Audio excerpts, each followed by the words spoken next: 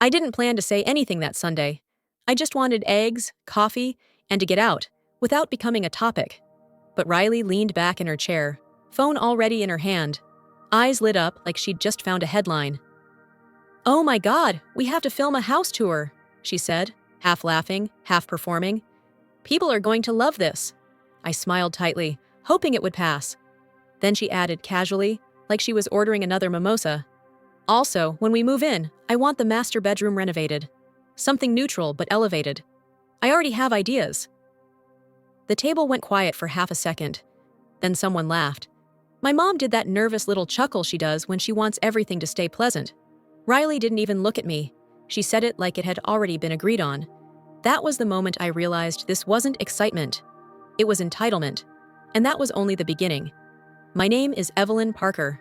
I'm 33, and I live in Madison, Wisconsin. I work in operations management for a logistics company, which mostly means I solve problems before anyone else notices they exist. I've always been that person. The oldest daughter. The one who figures it out. The one who stays calm when everyone else panics. I grew up learning that money wasn't just money. It was safety, control. A way to keep the lights on and the doors closed when things got unpredictable. My parents divorced when I was young. My mom, Linda, did her best, but she was always stretched thin. So I learned early how to budget, how to plan, how to make sure nothing slipped through the cracks. Numbers make sense to me. They don't lie. If I can see them, I can manage them. If I can manage them, I can breathe. Riley is the opposite of me in almost every way. She's 27 and lives online. Her life runs on views, likes, and engagement. She has a channel where she shares everything, from outfits to arguments. She calls it authenticity. Her boyfriend Cole calls himself her manager. Mostly he stands behind the camera and tells her what will perform better. In our family, Riley is the fun one, the charming one, the one people excuse. I'm the responsible one, which somehow turned into the one who can handle anything. If Riley messes up, it's a phase. If I struggle, it's just assumed I'll deal with it quietly. For nearly 10 years, I saved. I worked full-time, took extra courses at night, and said no to things people my age said yes to. I kept a spreadsheet labeled house, even though it felt ridiculous at the time. Writing it down made it real. A few months ago, I finally bought one. A new build in Middleton. Quiet streets, nothing flashy, just space that was mine. I didn't announce it. I didn't post about it. I told exactly one person, my mom. She cried when I told her. She held my hands and said she was proud. She promised she wouldn't tell anyone. I believed her, not because she's deceptive, but because she genuinely doesn't see boundaries the way I do. In her mind, family means shared everything, so of course Riley knew by the end of the day. By the time we were sitting at brunch that Sunday, it was already public knowledge in my family. Riley showed up buzzing with energy, sunglasses on, phone never leaving her hand. She kept talking about angles, lighting, how amazing the kitchen island would look on camera. I kept my head down. I told myself it was harmless. I told myself excitement fades. Then she said the thing about the master bedroom. When I said calmly, "I'm not planning on having anyone move in," she laughed like I was joking back. "We'll talk," my mom whispered, touching my arm, which in our family usually means I'll be expected to bend later. But something in me shifted. Not anger, not yet. More like a tightening, like a door slowly closing. I went home that day with a strange feeling in my chest. The kind you get when you realize a line you thought was obvious has never actually been drawn. And I want to know, before we go any further together, where are you listening from right now? The restaurant was louder than I expected. Not in a fun way, not in a cozy Sunday brunch hum. It was the kind of noise that makes it hard to think clearly. Clinking glasses, chairs scraping the floor, someone laughing too loudly 2 tables away. The kind of place my mom loves because it feels alive. And the kind of place I tolerate because leaving early always looks rude. She had said it would be casual. Just family, just food. No big conversations. I believed her, even though I shouldn't have. We had barely ordered when she did it. She reached across the table, squeezed my wrist like she was anchoring herself, and said, bright and proud, "Evelyn bought a house." The words landed heavier than they should have. For a split second, the table froze.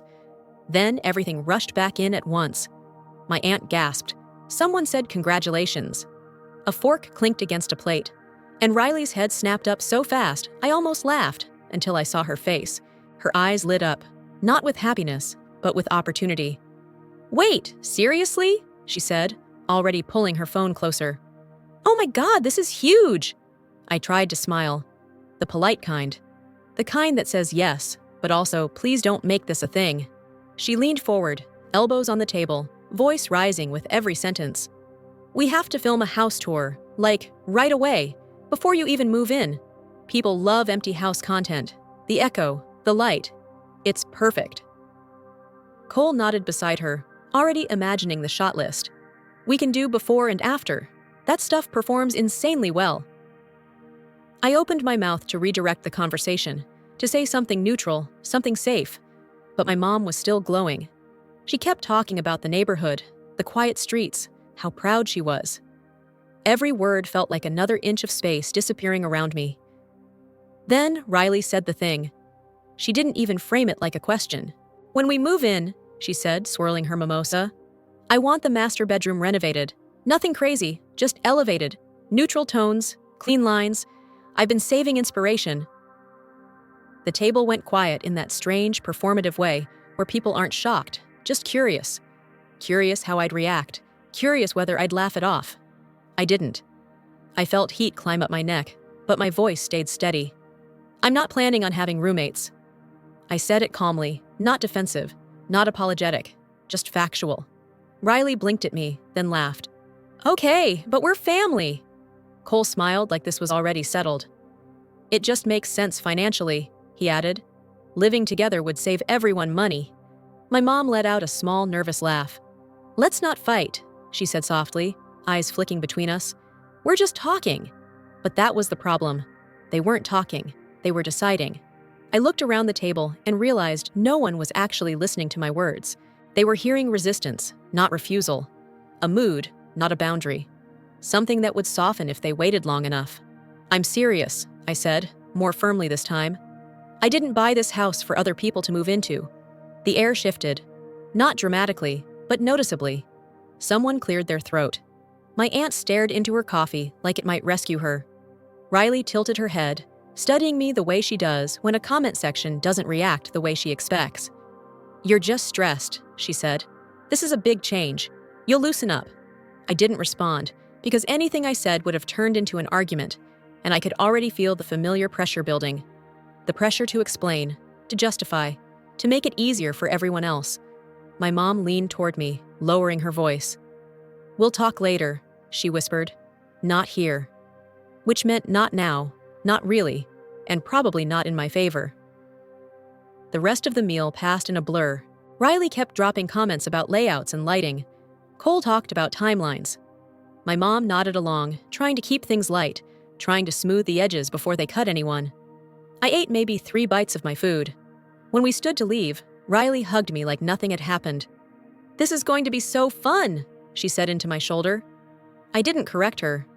I walked out into the afternoon, feeling like I'd just agreed to something without opening my mouth, and that scared me more than if I had actually said yes. Because for the first time, I understood that excitement, unchecked, can be just as dangerous as anger. And I knew, deep down, that this wasn't over.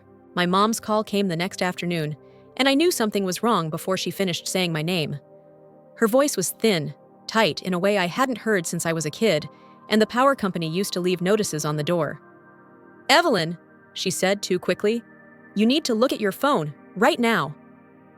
I was standing in my kitchen, halfway through reheating leftovers, the microwave humming like it always did. "What's going on?" I asked, already opening my screen. "She's live," my mom whispered. "Riley is live, and she has papers. I think they're yours." For a second, I didn't understand what she meant. Then the app loaded.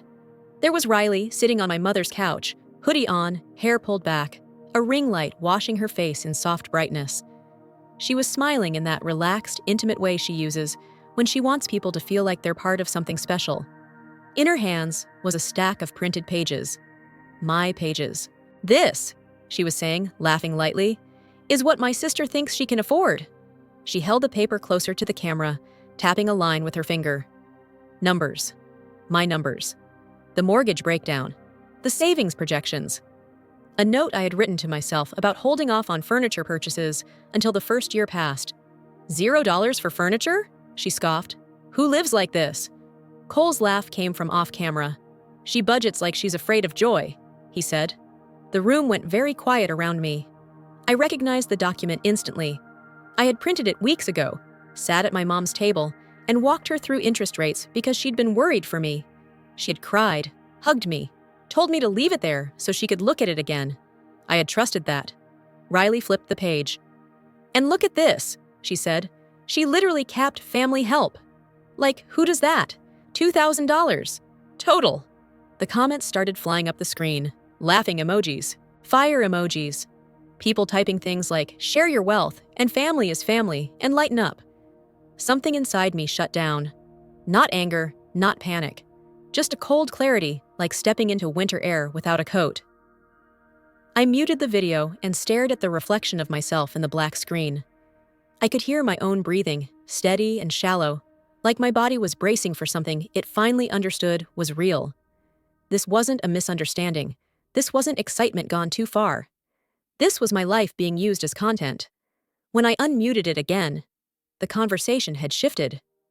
So obviously, Riley was saying, it would make way more sense if we just moved in with her for a while. Like, why struggle when there's space? Cole leaned into the frame. We could make it a whole series. Surprise move-in. Her reaction would be priceless. Riley's eyes sparkled. Oh my God, yes. We show up with boxes and she has to deal with it. People would lose it. The comments exploded. I didn't throw my phone. I didn't cry. I didn't text anyone. I turned the volume down until their voices became meaningless shapes. Then I turned the screen off completely. The microwave beeped, sharp and out of place. I took the container out and set it on the counter without opening it. I sat down at the table and let the quiet settle. I realized, sitting there, that this was the line. Not the brunch comment, not the jokes. This. The moment my private work, my careful planning, the years of restraint and discipline were no longer mine. They had become entertainment. My mom called again. I let it ring once before answering. I told her to stop, she said quickly. She blocked me from the live. I didn't know she took those papers. I know, I said. My voice sounded distant to my own ears. What are you going to do? She asked. And beneath the question was something familiar. The expectation that I would fix it, smooth it, absorb it. I looked around my kitchen, the quiet, the space I had built for myself piece by piece. I'm not doing anything tonight, I said. I need to think. After we hung up, I sat there for a long time. I didn't scroll. I didn't respond to messages that were already coming in. I let the silence stretch until it stopped feeling empty and started feeling honest. And for the first time, I asked myself a question I had avoided for years. If I kept staying quiet, how much more of my life would I lose before anyone noticed it was gone? I didn't sleep much that night, but I didn't spiral either. There was a strange calm to it, the kind that shows up when you stop asking yourself how to make everyone else comfortable and start asking what it would take to make yourself safe. By morning, I had a plan. Not an emotional one, a practical one. I printed 3 documents and slid them into a plain folder. The first was a short legal notice about privacy and unauthorized use of personal financial information, written in language that didn't threaten but didn't apologize either. The second was a simple guest agreement, the kind a lawyer friend once gave me just in case, outlining limits, expectations, and the words "no recording devices in someone's home." The third was a single page showing my budget, not the one Riley had waved around online, but a clean summary of what I could afford without hurting myself. Paper has weight. Words alone float too easily in my family. I asked my mom to host the conversation at her apartment. She agreed quickly, too quickly, like she was hoping that if we sat at the same table long enough, everything would soften on its own. When I arrived, she had already cooked. Something baked, something comforting. Food has always been her way of buffering conflict. She set out extra plates, extra utensils, as if preparedness alone could prevent damage. Riley and Cole arrived 10 minutes late. Riley had her phone in her hand when she walked in. "No filming," I said before she could say hello. She rolled her eyes but slipped it into her pocket. "Relax." We sat. The air felt thick, like the room was holding its breath. I placed the folder on the table and kept my hands folded in my lap, so no one could mistake my calm for uncertainty. "I'm going to be clear," I said, "and I'm not here to debate my right to be. Riley leaned back in her chair, smiling the way she does when she thinks something will play well. Okay, go ahead. First, I said, you're not allowed to post or talk about my finances, my address, or my personal life online. Not jokingly, not indirectly, not as content. Cole snorted. You can't control what people say. I can control the use of my private documents, I replied evenly. I slid the legal notice toward them. And I can escalate if I have to. I don't want to. My mom's face tightened. Evelyn. I need you to hear this, I said gently, without looking away. All of it. Riley picked up the paper, skimmed it, and laughed sharply. Wow, you really went full corporate on us. Second, I continued, no one is moving into my house, not temporarily, not to save money, not while they get back on their feet. Cole leaned forward. That's selfish. You have space. You won't even feel it. I met his eyes. That's not your decision to make. Riley's smile faded. So you're just saying no to family now? I'm saying no to being treated like a solution instead of a person. My mom pressed her hands together. She didn't mean it like that, she said softly. She's just excited. Excitement doesn't justify entitlement, I replied. My voice stayed calm, but I could feel something steadying inside me, like a beam locking into place. Riley shook her head. You always do this. You make everything about money. No, I said. I make it about boundaries, because money is where you cross them. Silence fell. Not the awkward kind. The heavy kind. Cole broke it with a laugh. You're afraid of losing control, that's what this is. I nodded once. Yes, I am. Because every time I've given up control in this family, I've paid for it quietly, while everyone else benefited loudly. My mom's eyes filled. This makes me feel like I raised you wrong. I turned to her then. You raised me to survive. This is what survival looks like when it finally gets a voice. Riley stood abruptly. So what? We're the villains now? No, I said. You're adults who need to stop using my life as a safety net. She laughed, sharp and humorless. Unbelievable. This isn't punishment, I added. It's protection. I won't be your backup plan anymore. The words landed harder than anything else I'd said. No one spoke after that. And for the first time, I didn't rush to fill the silence. Riley didn't stop after that night. She softened her language, but not her intent. The videos came wrapped in jokes and half smiles, vague enough to deny, clear enough to sting. She talked about people who forget where they came from, about money-changing personalities, about how some doors close when success shows up. She never said my name, but she didn't need to. Anyone who knew us understood. Then she showed up at my new house. I wasn't home yet. I was still waiting on the closing date, still living between boxes and borrowed calm. A neighbor texted me a clip before my own phone did. Riley standing on the sidewalk, phone held high, pointing the camera toward the front of the property. Laughing. Calling it a drive-by. Saying it was wild how quiet the place looked for someone who claimed to love family. I watched it once. Then I closed the app. This time, I didn't hesitate. I forwarded everything to a lawyer, screenshots, timestamps, links. Within 48 hours, a formal letter went out. Clear language, no contact without permission, no filming my property, no use of my name, my finances, my address, or my likeness for content. I didn't announce it. I didn't warn her. I didn't post a single word. The live stream disappeared quietly 2 days later. Silence can be loud when it's earned. The day I moved in, my car was packed with boxes and nothing else. No crowd, no photos, just keys, paperwork, and a tired sense of relief. The house smelled like fresh paint and new wood. Every sound echoed, like the space was still learning me. I slept on a mattress on the floor the first night, ate takeout sitting cross-legged with my back against the kitchen island. The room felt empty, but not lonely. It felt honest. There was no tension waiting to snap, no obligation hovering in the corners, just quiet. My mom came by a few days later. She brought lasagna and a bag of things she insisted every house needed. Paper towels, a first aid kit, candles she'd forgotten to give me before. She walked slowly through the rooms, touching walls, smiling softly. It feels different, she said. It is, I replied. She didn't ask about Riley. I didn't bring her up. We talked about practical things, where to put shelves, how the light hit the windows in the afternoon. When she left, she hugged me longer than usual, and for once, the hug didn't feel like an apology disguised as affection. We were learning a new way to exist. Riley called once after the letter arrived. I let it go to voicemail. She texted later, something short and bitter. I didn't respond. Not because I didn't care, but because responding would have pulled me back into a role I was done playing. Weeks passed. The house filled slowly. A couch, a rug, a dent in the hallway wall from a box I misjudged.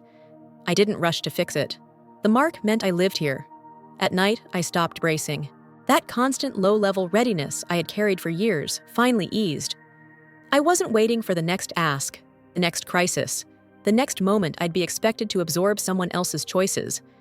I realized something then. Saying no hadn't broken my family. It had clarified it.